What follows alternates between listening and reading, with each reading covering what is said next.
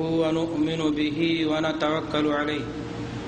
ونعوذ بالله من شرور أنفسنا ومن سيئات أعمالنا من يهده الله فلا مضل له ومن يضلله فلا هادي له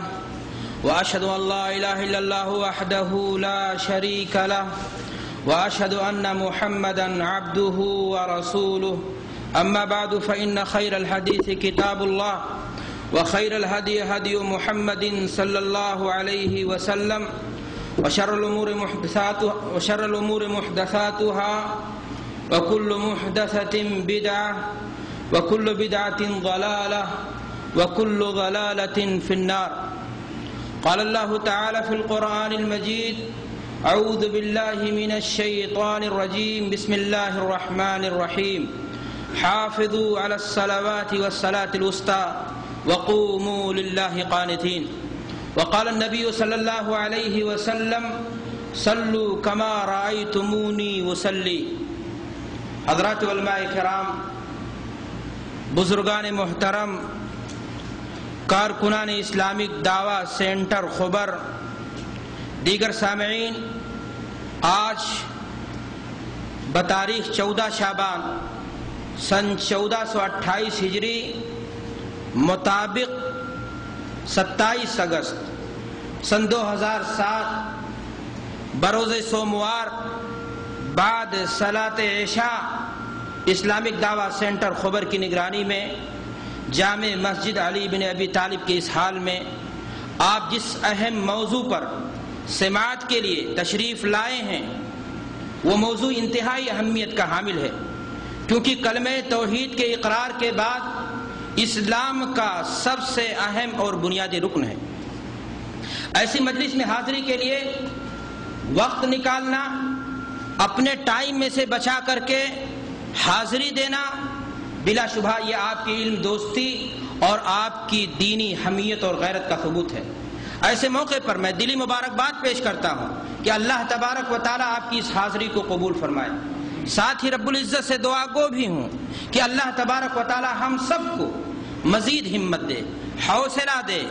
ہمارے ارادوں میں اخلاص، نیتوں میں اخلاص، عمل میں پختگی عطا فرمائے، تاکہ ہم دین کی صحیح دعوت کو دوسروں تک بھی پہنچائیں۔ دینی بھائیوں اور دوستوں، آج کی اس مبارک مجلس کے لیے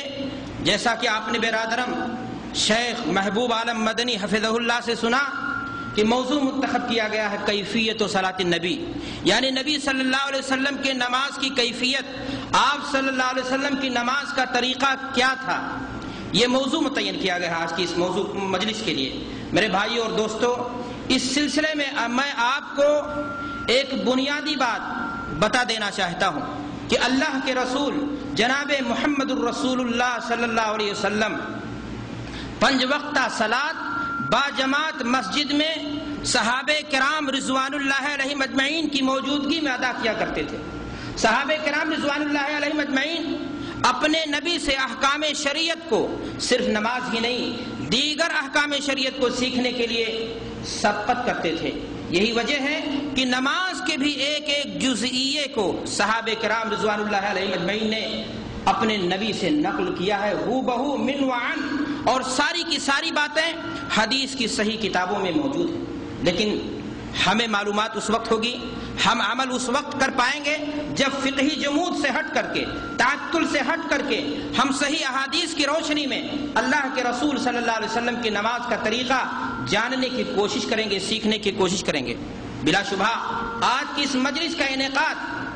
اسی سلسلے کی ایک کڑی ہے۔ آج کی اس مجلس کا انعقاد اس مقصد کے پیش نظر قطعاً نہیں ہوا ہے کہ کسی مسلکی مذہب پر حملہ کیا جائے، کسی پر کیچڑ اچھالا جائے، بلکہ اس مجلس کا انعقاد میرے بھائیوں اور دوستوں اس لیے ہوا ہے کہ تاکہ آپ کو اللہ کے رسول صلی اللہ علیہ وسلم کی نماز کا طریقہ بتا دیا جائے۔ صحابہ کرام رضوان اللہ علیہم اجمعین نے جو طریقہ اپنے محبوب پیغمبر سے سیکھا تھا، آپ کو کرتے ہوئے دیکھا تھا، جو باتیں انہوں نے بیان کی ہیں وہ ساری باتیں آپ کے سامنے رکھ دی جائیں تاکہ آپ کی نماز صحیح ڈھنگ سے ادا ہو سکے اور اس کا اجر و ثواب کیا ہو سکے، دوبالا ہو سکے۔ دینی بھائیوں اور دوستوں، جیسا کہ میں نے عرض کیا کہ انسان آج کی اس مجلس کے اندر جو یہاں آیا ہے وہ اس مقصد کے پیش نظر آیا ہے کہ وہ اللہ کے رسول صلی اللہ علیہ وسلم کی نماز کا صحیح طریقہ جانے۔ میرے بھائی اور دوستو، یاد رکھیں، میں نے آپ سے عرض کیا کہ کلمہ توحید کے اقرار کے بعد اسلام کا سب سے اہم اور بنیادی رکن نماز ہے، جو در حقیقت کلمہ توحید کے اقرار کا عملی ثبوت ہے، کیونکہ اللہ تبارک و تعالیٰ کو معبود ماننے کی صورت میں لازم اور ضروری ہے کہ اس کا عملی ثبوت پیش کیا جائے۔ ایک مومن کو عمل کی دنیا میں اسلام نے جس چیز کے ذریعہ اس کا عملی ثبوت پیش کرنے کا حکم دیا ہے، اس میں سب سے اعلیٰ اور عرفہ درجہ نماز کا ہے۔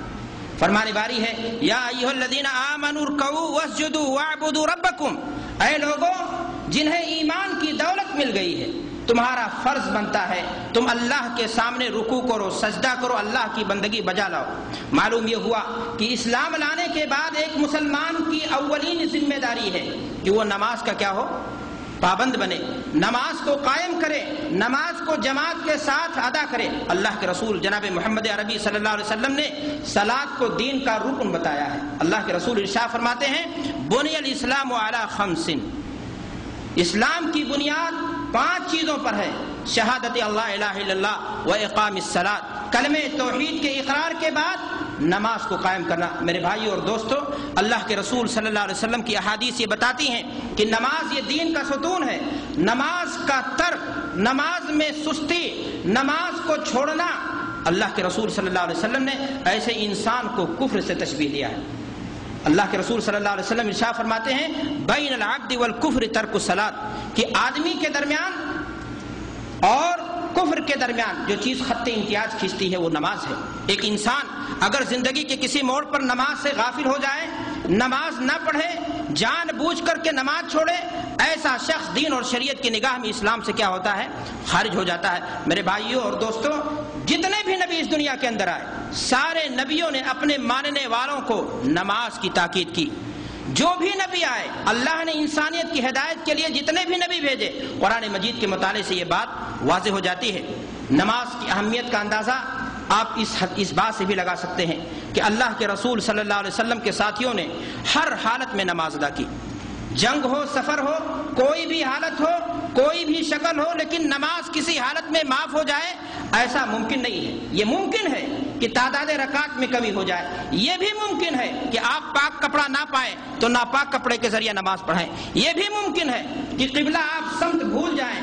تو بلا قبلہ کی نماز پڑھیں گے۔ لیکن میرے بھائی اور دوستو، نماز معاف ہو جائے، سرے سے نماز معاف ہو جائے، ایسا ممکن نہیں ہے۔ اللہ تبارک و تعالیٰ نے قرآن مجید کے اندر ارشاد فرمایا، اقیموا الصلاۃ ولا تکونوا من المشرکین، نماز پڑھو اور نماز چھوڑ کر کے مشرکوں کے ساتھی مت بنو۔ اللہ کے رسول صلی اللہ علیہ وسلم نے بھی مزید احادیث بیان کی ہیں اور نماز کی اہمیت پر آپ صلی اللہ علیہ وسلم نے زور دیا ہے۔ افسوس کی بات میرے بھائیوں اور دوستو کہ آج امت مسلمہ کی اکثریت، بلکہ کہہ لیجئے کہ 80% لوگ نماز سے غافل ہیں، نماز کا ترک کرتے ہیں، نماز پڑھتے ہی نہیں سرے سے۔ 20% جو لوگ نماز پڑھتے ہیں، اس میں 10% ایسے لوگ ہیں جو نماز میں سستی کرتے ہیں۔ شاید ایسے لوگوں کو معلوم نہیں کہ قرآن مجید نے نماز میں سستی کرنے والوں کو منافقین کا بھائی اور ساتھی بتایا ہے، منافقین کی پہچان بتائی ہے۔ اللہ کے رسول جناب محمد الرسول اللہ صلی اللہ علیہ وسلم کے زمانے میں منافقین بھی نماز پڑھتے تھے، منافقین نماز پڑھتے تھے، لیکن وہ نماز میں سستی کرتے تھے، دباؤ اور پریشر کے ساتھ نماز پڑھتے تھے۔ موقع ملتا تھا تو نماز سے کیا ہو جاتے تھے، پیچھے ہو جاتے تھے۔ قرآن مجید میں دیکھیے اللہ ارشاد فرماتا ہے، وَإِذَا قَامُوا إِلَى الصَّلَاةِ قَامُوا كُسَالَىٰ۔ آج ہمارے بھائیوں کی اکثریت 10% کم سے کم ایسے لوگوں کے ہیں نماز پڑھنے والوں میں جو کفیل کے دباؤ میں یا کسی سماج کے دباؤ میں، ساتھی کے دباؤ میں نماز پڑھتے ہیں، نماز دل سے نہیں پڑھتے۔ میرے بھائیوں اور دوستو، باقی رہے 10% لوگ جو نماز پڑھتے ہیں، جن کے ہاں جماعت کی پابندی ہے، لیکن افسوس کی بات یہ ہے، میں عرض کرنا چاہوں گا کہ ہمارے بہت سارے بھائی ایسے ہیں جو نماز کو تو پڑھتے ہیں لیکن وہ نماز کو صحیح ڈھنگ سے نہیں پڑھتے ہیں۔ اللہ کے رسول صلی اللہ علیہ وسلم نے جہاں نماز کو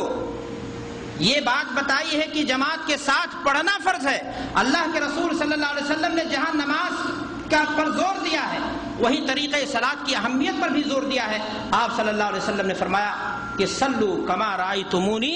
اصلی.